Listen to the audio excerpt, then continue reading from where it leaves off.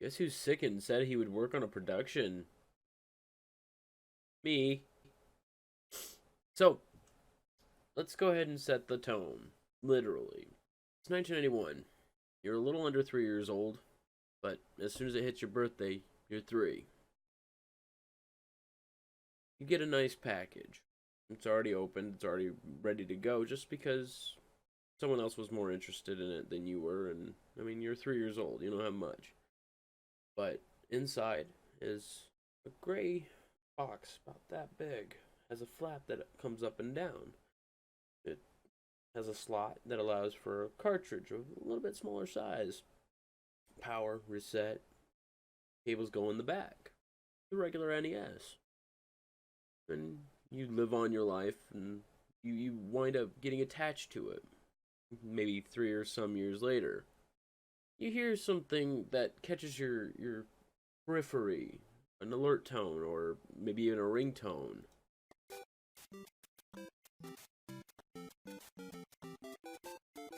You immediately get that reconnection. You get that feel. You get that understanding of what that sound is.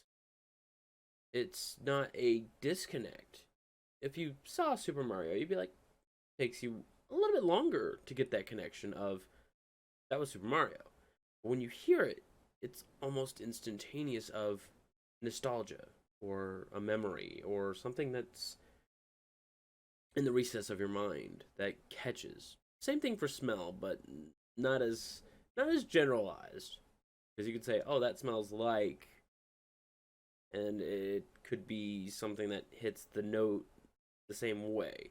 But with music or sound, it comes off very much fuller nostalgia. And even up until like newer Super Mario's, they remix them and they keep them well versed in the same area. They try to, anyways.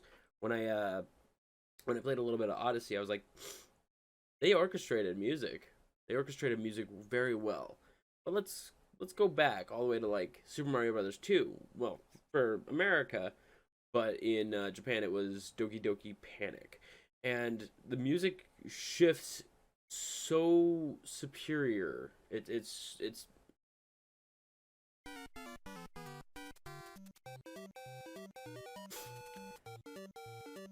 I mean, they didn't change anything. And be aware, I'm throwing all of these down in the description in case you want to hear the whole rest of these things, because God knows copyright doesn't allow for anything to be used over 5 seconds.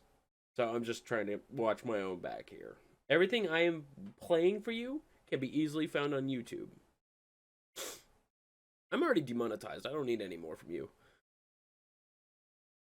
And then we go into Super Mario Brothers 3. Now, 3 is where they went back a bit and said, this is what Mario is.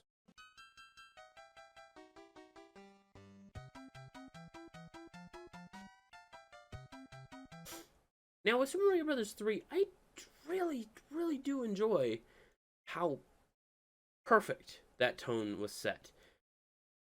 Even up until the compilation slight remix that they pushed for the Mega Mix, or I forget what they call it. It was like it was on the SNES, but it had 1, 2, 3, and so on, and the lost levels. But it's good. It's a great sounding song, and it clicks. It just works. Thanks, Todd Howard, for giving me that catchphrase for the day. God, I've been saying that all day. I say a lot of things. I think I have something wrong with me. And then we continue into the SNES.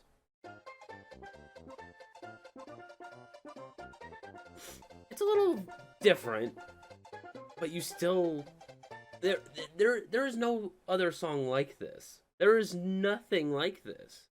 Everything kind of goes into, oh, that's Super Mario World. There is something very similar to this, but I can tell the difference, and it's Donkey Kong Country. I'm not gonna play it, but Donkey Kong Country kind of has that similar, and you get the feel for it. Now,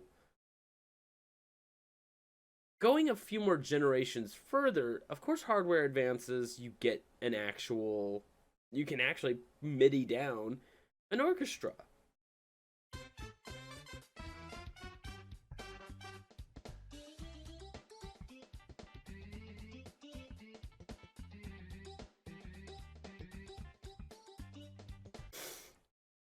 how simple it is just to bring down midis. And I mean, same thing could be said about in the N64 era. A lot of games tried midiing down things like WWE No Mercy, or at the time WWF No Mercy. They tried midiing down like Stone Cold Steve Austin's theme, so the glass shatter sounded a little, not great, and then the sounded all grainy and all that. Some work with higher percussion. I think it works much better with guitar twangs or anything like that. It kind of comes off strange. Grant Kirkhope was a god when he was making Banjo-Kazooie. He was a legend because of what he could do musically to just incorporate a world around him. And then let's keep going back. I want to go back again and bring up a funny story. A couple weeks ago, after the Ugly Mugs podcast, Quincy and I had a bit of a conversation because it all sparked from me humming. And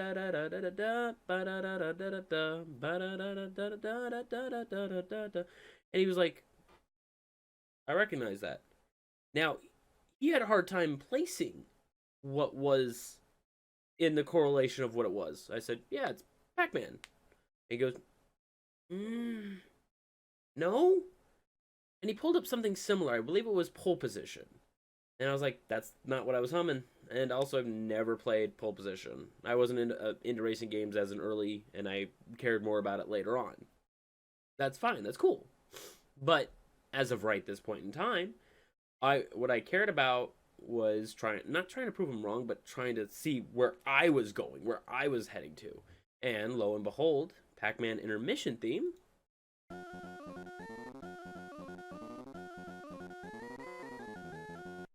And as soon as I played that for him, he was like, "Oh my gosh, yeah, okay. I thought it was like a main level area, and it just wasn't going." And then we talked about it for a couple moments more before we popped into it. I think it was a movie at the time, so we never stuck around. But it was the idea that we have. This is where this whole video stems from, is that we hear something, we generalize it, and I just wanted to make mention that it's a lot more stronger than sight in this instance. Call it an editorial, call it just me rambling. I wanted to mention it.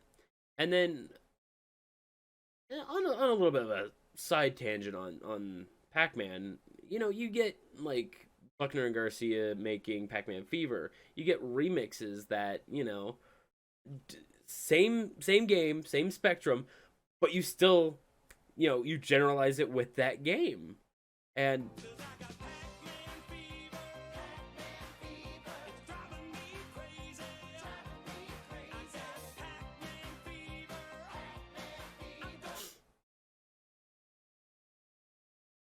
I both love and hate this song just because it's one of the first generalized like parody songs.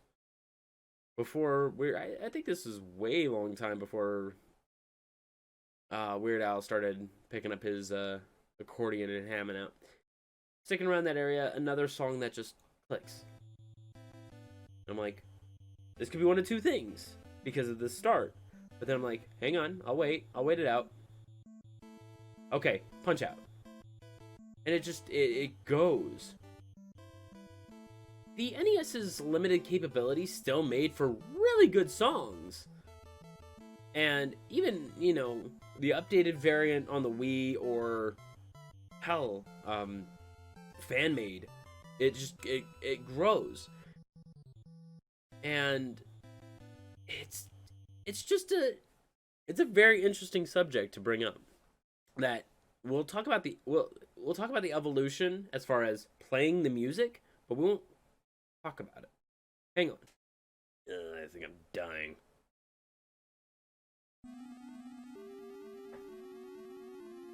Quincy would like this song, even in its NES form, I'm sure.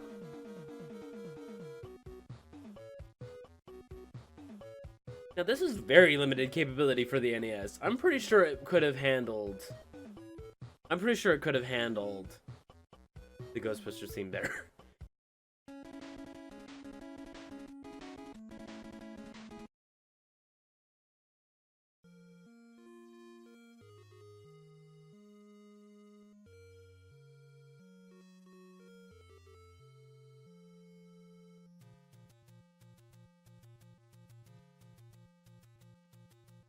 Yeah, real vibe Bowers.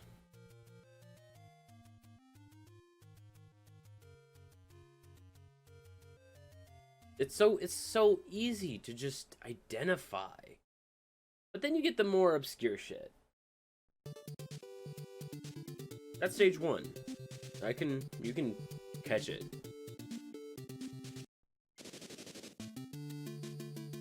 Now see, I haven't played Castlevania in a little bit. Let's turn this down a little. I haven't played Castlevania in a bit. But if you played that for me and said, what game is it from? It would take me a while. I would probably say Ghosts and Goblins first. And I'd be like, no. And it just wouldn't catch. But I recognize it. It is there. And I don't know if that's a good thing or bad thing for it. Like, if I haven't already seen that it was, indeed, Castlevania Stage 3. It's very simple. But, let's go to another interesting one. Oh. That up a little. Ninja Gaiden. This was a very interesting song choice. Because I recognize it. I acknowledge that it's Ninja Gaiden. It's one of those strange ones that I'm like, is it though? It has that Mandela effect of, I should have sworn it was another game though. But even still, this is the NES at its prime, more than likely. I mean, and then you got this.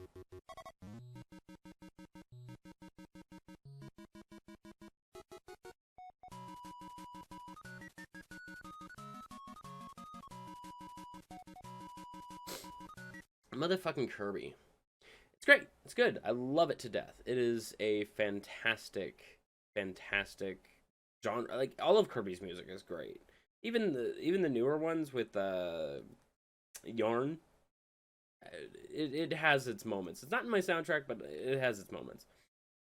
Let's shuffle back over to Zelda real quick. Now, from the SNES to the Switch right now has a few noticeable things, such as Link's Awakening just released, I believe, in December or January. I don't really recall as far as the release date, but it was very recent. And the music similarities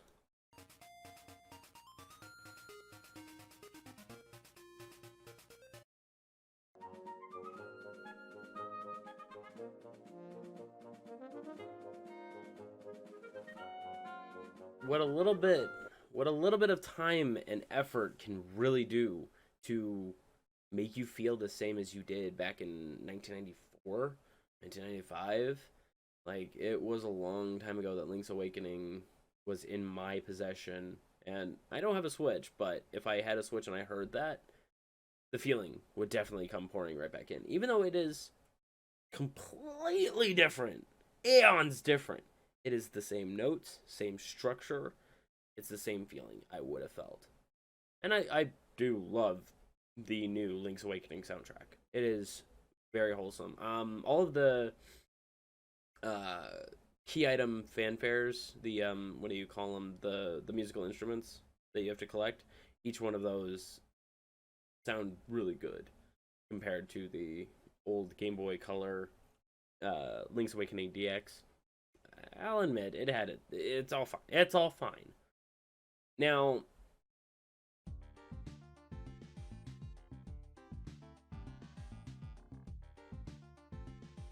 fucking love beat 'em ups. Streets of Rage 2. Now, I would actually. This is another one where I would hear it and I would go, but which one though?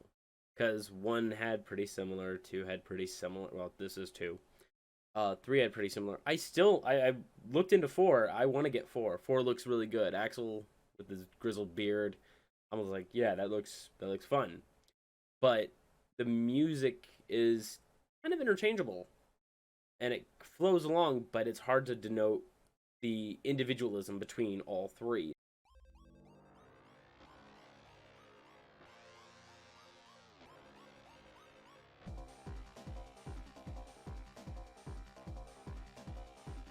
Also, Robot Man. I don't, this cover was weird.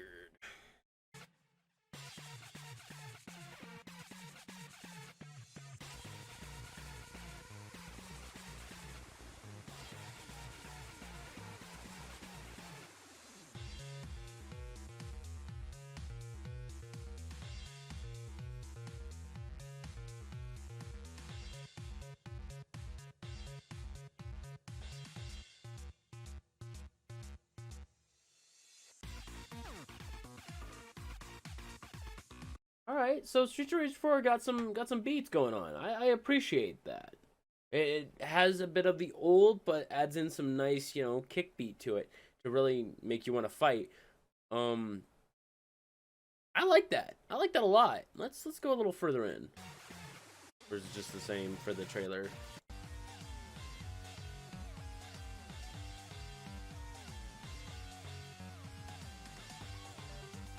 Pretty much the same. Pretty much the same. It's very solid. It's very good. It's been a long time since the Streets of Rage has come out. I think 3 finalized it on. I think 3 did finalize it on the Genesis. Depressing, but that was God. I'm old. Aside from all of that, just a slight little thing just to mention that music evolves with the times. Whatever console, whatever PC game you start off with, you recall it. You will have that memory of the music. You won't remember the actions you took or, you might remember a secret here or there, but the music is what really gets the mind back into where you were back as a child. Very bright. Like,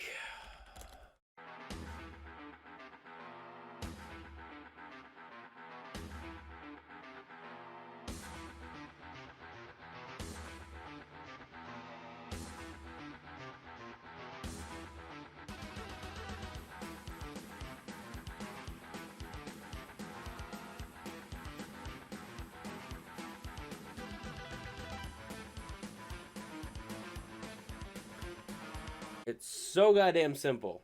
I feel like I'm back in 1995, fucking around on AOL, losing my goddamn mind that I could play this shit online. Yeah. God, Doom was such a good game. But you want to know what is... This is another little side bit. There is a game that doesn't have too much music, but I can still remember quite vague, I don't want to call it vague, but quite solidly. Like, no, not even that. Like, it is one of my favorite shooting games of its time, and yet it doesn't have any music. Well, not okay. Reiteration, doesn't have too much strong music.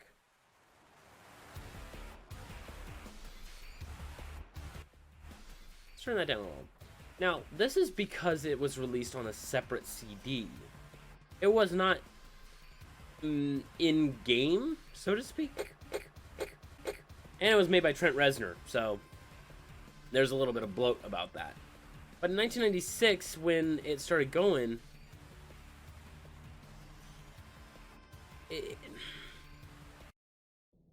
you're not going to be able to connect it. You're not going to be able to say, oh, I know what that's from.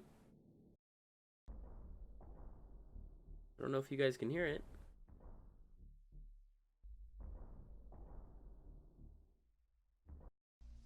Go over here. You hear that? You hear that light whispering? I'm not turning it up.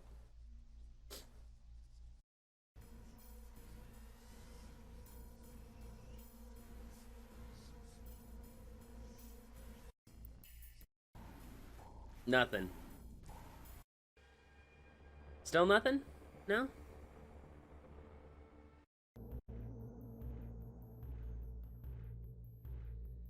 This one might have. Now listening to this for more than 3 seconds, this one probably could have made the... sounds familiar. It's Quake from 1996. And its soundtrack isn't the most memorable. And that kind of bums me out because, I mean, the initial song, it sounds like it could have been a hit. It's just if the music stayed around that. Oh, wait a minute. It kind of did, because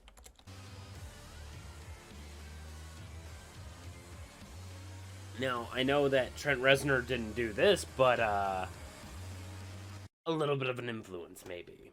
Now, I do love Doom 2016, and I'm excited for Doom Eternal. I want more music like this. You give me music like this. This is on my YouTube Red playlist, or I guess now it's separate. Now it's YouTube Music playlist, whatever. I have some of this shit on my YouTube Music playlist, and I fucking love it. Fire with Fire, Fight Like Hell, Ultraviolence. Where's the other one? Blood and Gore, Argent Tower, all them. Rip and Tear. Oh, fucking Rip and Tear. I forgot about my fucking favorite. But all of that shit is good. All of that shit is great. I can remember all of them. You start playing the beginning of them, I'll be like, this sounds like Rip and Tear, maybe, no, yeah, maybe. And I'll like lean forward and start trying to listen a little bit more intently, but I'll know what it's from. Let me put that on real quick. Yeah, that right there.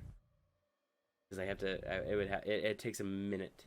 It takes a minute to get to that period. I'm just like, kind of sounds like a little bit of a certain Nine Inch Nails song. I think. Now that I'm listening to it, it's.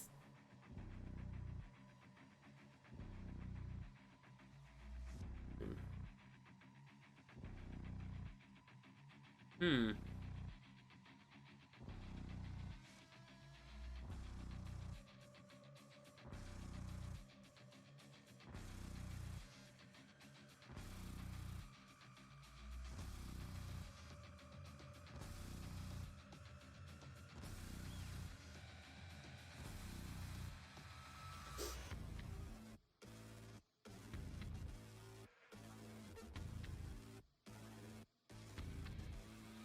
I usually don't listen this intently to the actual music. I just kind of just go with it and I work out to it, but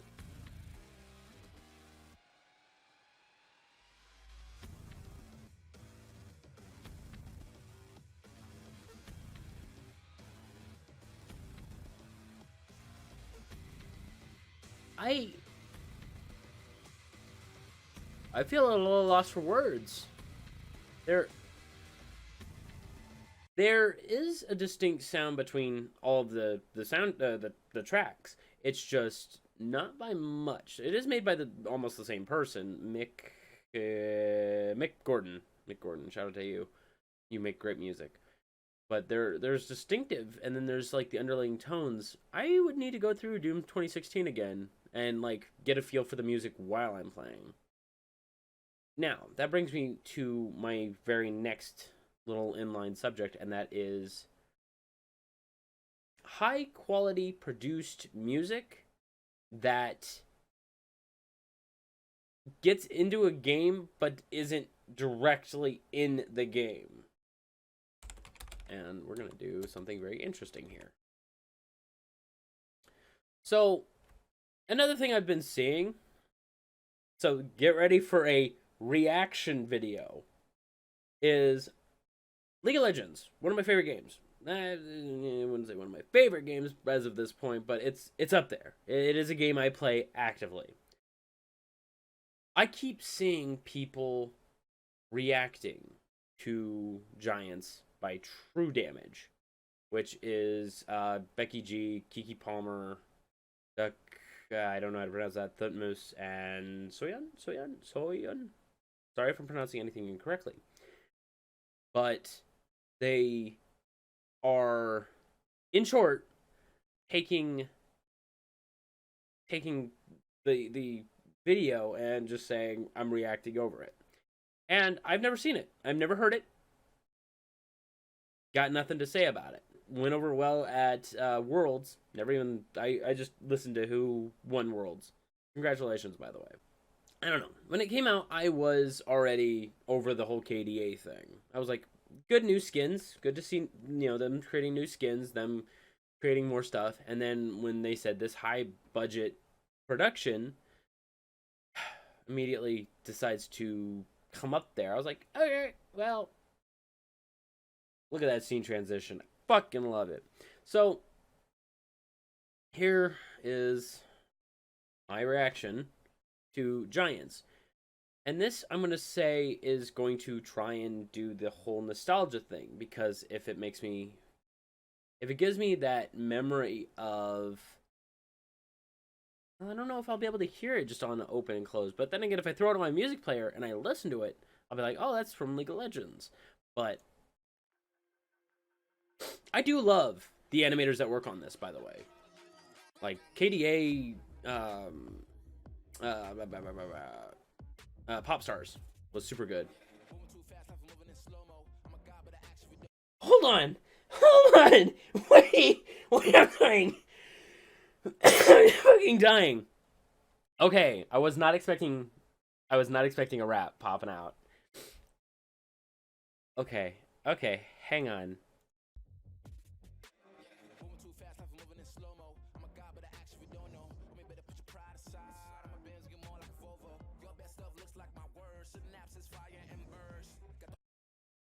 Who is working over at Riot that's just saying, hey, you know what we need? A music line, a music production. And then everyone's looking at him like, what are you talking about? He's like, trust me, we can get something. And then they make Mortal Reminder. And then they say, oh yeah, Pentakill's doing great. What else could we do? KDA, K-pop? We can rock that. Okay, we'll stick with K-pop. And then they're like, what can we include? Rap? Oh yeah, we can do rap hip hop. Let's go. Let's get that in there. And then they pull this shit out.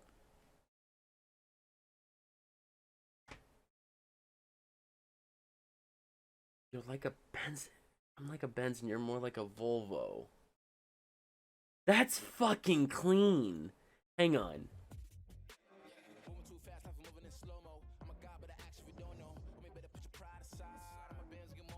Okay.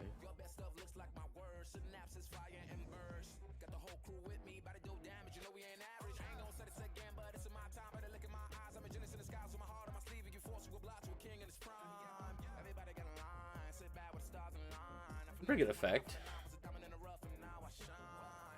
Wait.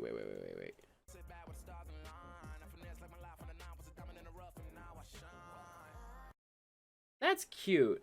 Oh god, Kiana. Ugh. I heard about the Louis Vuitton weaponry and bag. Wait.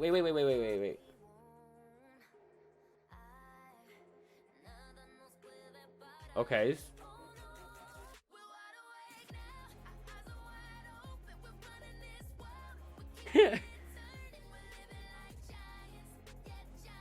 Okay.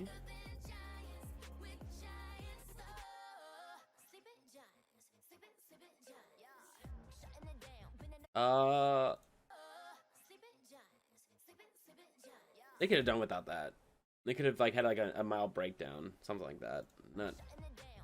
That's not weird.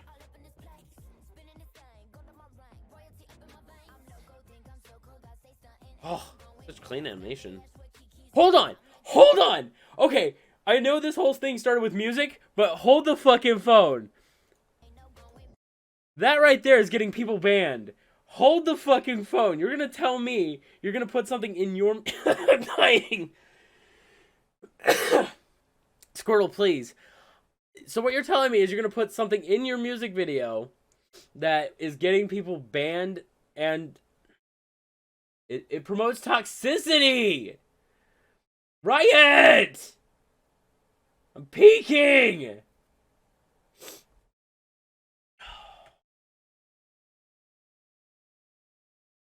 I'm on with the video. I'm gonna back it up a little bit though.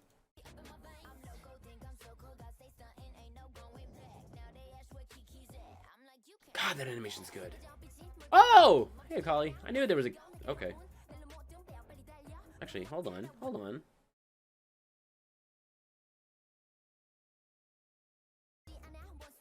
Okay.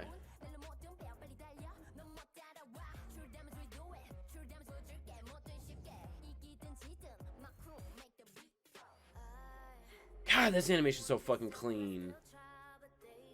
No, wait, where's that Louis Vuitton pose that I saw? There it is! Look at that! I know I keep putting the mouse in the thing. I'm sorry. I don't mean to. But it disappears. But a Louis Vuitton weapon. Is it versatile? Is it even tactical? But,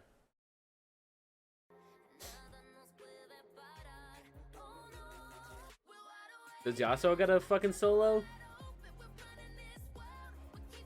I want Yas to get a fucking solo.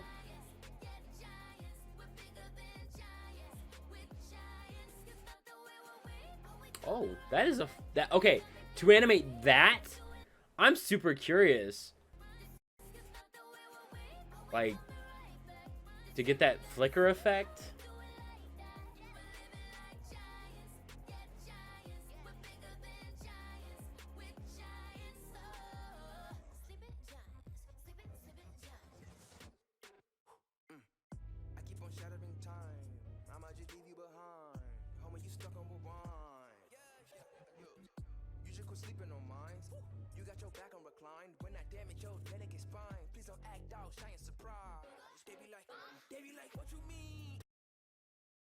I wasn't expecting that beat switch.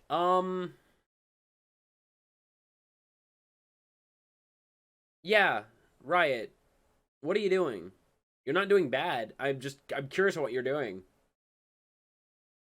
This is good. And I see something in the recommended now, and I'm gonna click that in a little bit. But as of right this moment in time, this right here, I know you can't see where my hand, here, hold on. This right here, I want to know who came up with this idea.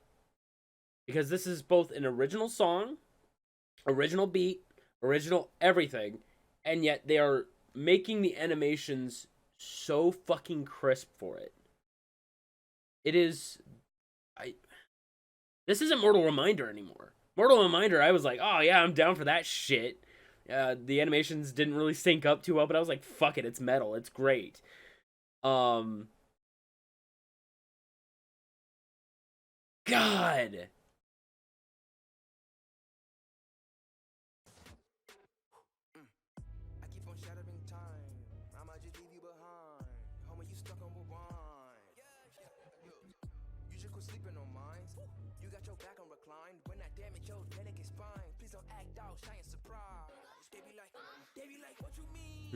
What you mean?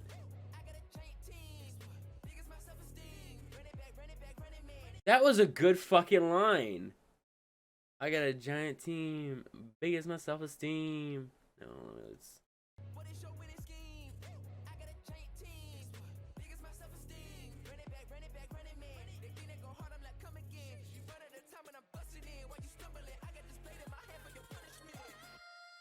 All of the echo puns kind of get to me, though.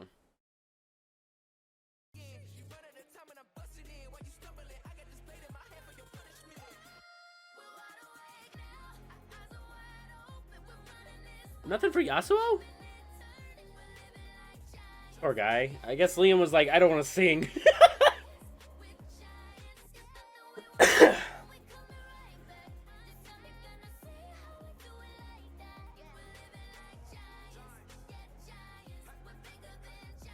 And it was in Paris, wasn't it? Yeah, it was. I don't like that end part, or that hook into extra chorus. It's fine. It's a fine song. I have no problem with it. But this is something that I noticed. Pause that real quick. So, obviously with the community, they always make like the Rammus mixes and all of the other Sona mix or mute mix, I'm sorry, where it plays all that. I can feel because it's using the voice lines from the characters in game. It's great. But then when you want to remix the whole song, this is my first time hearing this, and I like Little V. Little V Mills. I'm gonna link him down in the description. I'm linking a whole lot of shit down in the description, but I want to hear how this sounds. I'm actually curious if he's gonna do what he did, because I heard his Pop Stars one, and he actually broke down the Korean. So if he can locked down both the, I think it's Portuguese, don't quote me, and Korean.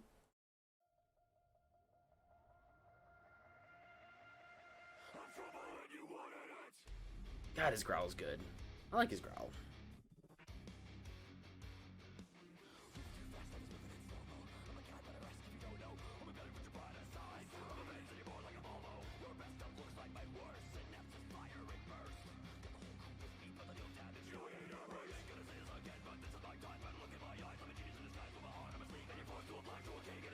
Ooh.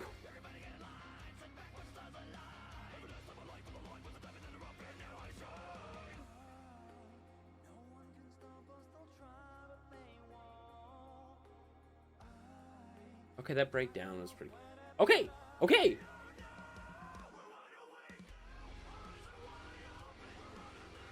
Okay. Okay, I'm gonna stop it there. That 1 minute teaser there. You guys go over to his channel, listen to his cut of it. I'm super curious on how he does the second echo part. But no, you're gonna have to go to his channel to listen to that. I like Little V. Little V is on my YouTube Music. I saw this, and then I saw the Joy Nato doing the reaction, music producer reaction to True Damage Dance, and I was like, okay, I kept just seeing it more and more, but I never, until now, listened to the actual. And yet here we are, 2020. Every song that we've heard over the course of our lives is still in our heads in a sense. Just as long as we can hear it, we'll be able to relevate what the hell we see on screen. I don't know. I don't know why I made this video. It's just more of along the lines of I wanted to get that idea off my chest. Because it all started over a small argument of that's what I heard. And it was like, but it sounds like this. And then after being proven wrong, it's like, I forgot about that. But I didn't. It was there. The whole time. Thank you for joining me. Do remember to subscribe to this if you happen to want to try and listen to more. Hopefully I'll make some. I do appreciate anything and every form of criticism. What songs did you grow up listening to, as far as that? If you heard it right now, you'd be like, that's that game. That's that song. I can go on and on about the songs that I could just slap down with. Symphony of the Night, almost all the songs. I could just go on, and I won't. But be sure to also listen to our podcast, the Ugly Mugs podcast. Every Thursday night we upload it, so every Friday morning you can listen to it. I need a bruh button. Bruh.